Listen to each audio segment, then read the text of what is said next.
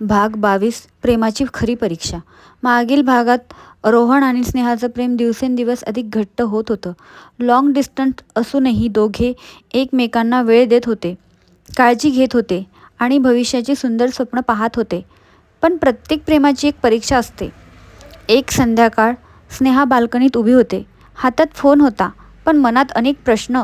ती स्वतःशीच म्हणाली, रोहन माझ्यावर खूप प्रेम करतो असं म्हणतो, पण खरंच करतो का की फक्त बोलतो? मला त्याच्या प्रेमाची एकदा परीक्षा घ्यायलाच हवी. तिने ठरवलं की आज ती रोहनला काही कठीण प्रश्न विचारणार. रात्री 9:30 वाजता रोहनचा व्हिडिओ कॉल आला. हॅलो, माझी राणी काय करतेस? पण आज नेहा नेहमीसारखी हसली नाही. ती शांत होती. रोहन लगेच म्हणाला, काय झालं? तब्येत ठीक आहे ना? स्नेहा म्हणाली, रोहन, मला आज तुझ्याशी एक महत्त्वाची गोष्ट बोलायची आहे. रोहन गंभीर झाला. बोल ना. स्नेहा काही क्षण शांत राहिली आणि मग म्हणाली, रोहन, खरं खरं सांग, तू माझ्यावर खरं प्रेम करतोस ना, की माझ्यासोबत फक्त टाइमपास करतो आहेस? हा प्रश्न ऐकताच रोहन पूर्णपणे हादरला. काय? स्नेहा, तू असं का विचार करतेस? उत्तर दे. मी तुझ्यावर जीवापाड प्रेम करतो.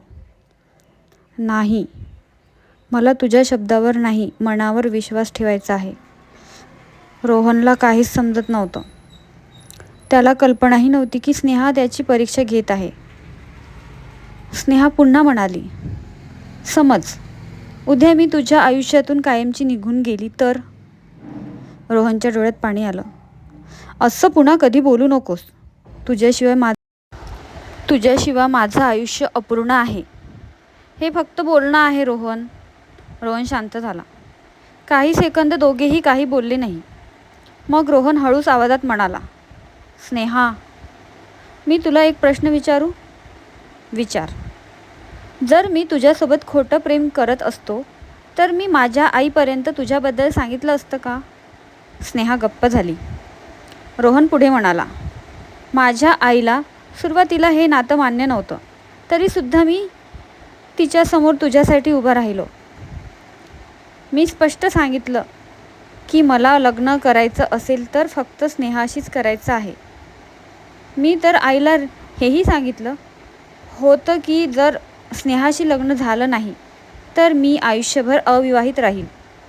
स्नेहाच्या डोळ्यात अश्रू आले. रोहनचा आवाज भरून आला, मी तुझ्यासोबत वेळ घालवण्यासाठी नाही आलो. मला तुझ्यासोबत संपूर्ण आयुष्य जगायचं आहे. तू आनंदी असलीस तर मी आनंदी आहे. तू रडलीस तर माझं मन तुटतं. हे जर टाइमपास असेल तर मला अशा टाइमपासचा अर्थ माहीत नाही. स्नेहा अजूनही शांत होती. रोहन म्हणाला, तुला आठवतं का जेव्हा तू मला तुझ्या भूतकाळाबद्दल सांगितलं होतंस? मी एकदाही तुला दोष दिला नाही, कारण मला तुझ्या भूतकाळ नाही तर आपलं भविष्य महत्त्वाचं आहे.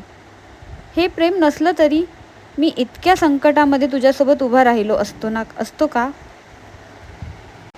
स्नेहाच्या डोळ्यातून अश्रू वाहू लागले. तिला समजलं, रोहनच्या प्रत्येक शब्दात प्रामाणिकपणा होता. ती रडतच म्हणाली, रोहन, हो, मला माफ कर. कशासाठी? मी आज तुझी परीक्षा घेत होती. रोहन आश्चर्यचकित झाला. काय? हो, मला बघायचं होतं की तू खरंच माझ्यावर किती प्रेम करतोस. रोहन काही क्षण शांत राहिला. मग हलकंसं हसला. म्हणजे मी परीक्षेत पास झालो? स्नेहाही हसली. फक्त पास नाही, पूर्ण गुणांनी पास झालास. दोघेही मनापासून हसू लागले. स्नेहा म्हणाली, आजपासून मी कधीच तुझ्या प्रेमावर शंका घेणार नाही. रोहन म्हणाला, आणि मी आयुष्यभर तुला असंच प्रेम करत राहील. एक वचन देशील? नक्की. कुठलीही शंका आली तर आधी मला विचारायचं, मनात ठेवायचं नाही. वचन. दोघांनी एकमेकांना हसत आय लव्ह यू म्हटलं. त्या रात्री दोघांच्याही मनात एक वेगळीच शांतता होती. त्यांचं प्रेम आज आणखी मजबूत झालं होतं.